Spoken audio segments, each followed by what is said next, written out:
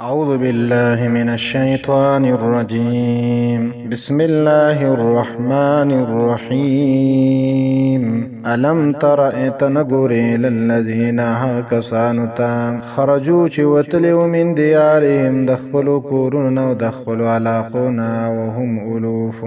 فدي حال کی چدوی پزرگونو باندی و حضر الموت دا وجد يرد مرگنا فقال لهم الله نوید الله تعالی موتوم رشی ندوی مرشوا ثم احیاهم نبی الله تعالی ژوندی کړ دوی لرا ان الله بشک الله تعالی لذو فضل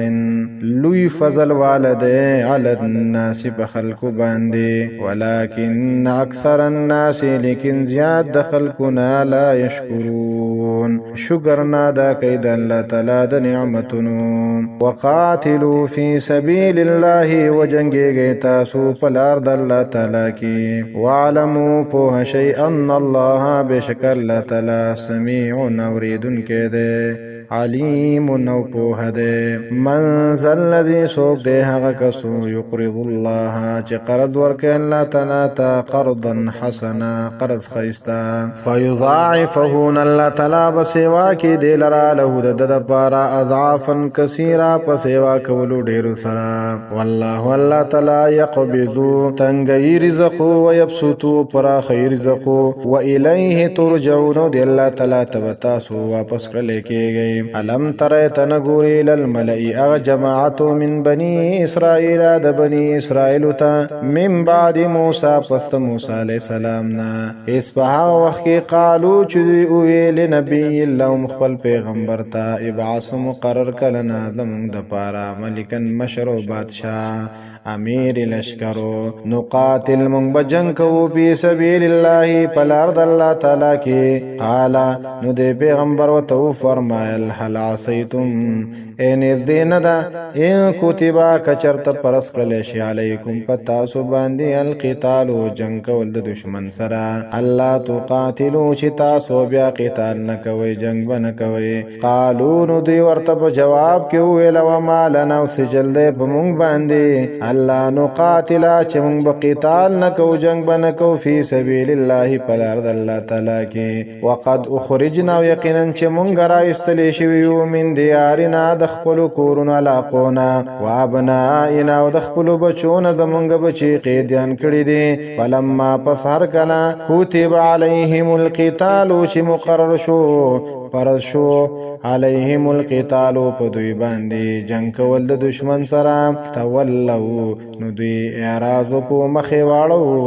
الا قلیلا منهم مگر دیر لکسان پا دوی کی پاتشولا واللہ اللہ تعالی علیم پوہ دے بالظالمین فظالمانو باندی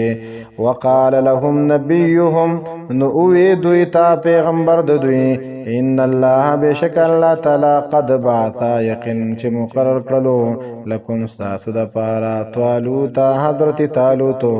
ملکن مشرو بادشاہ قالون دویوی انا یکونو نسنگ بخشی لہو دا پارا الملک مشری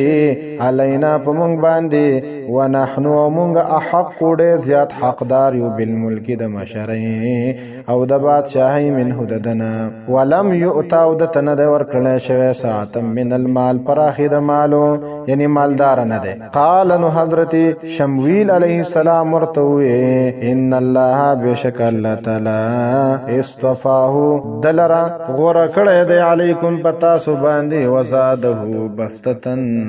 فی العلمی او سیوا کڑے دے د پارا فضیلتو پپوہ د قتال کی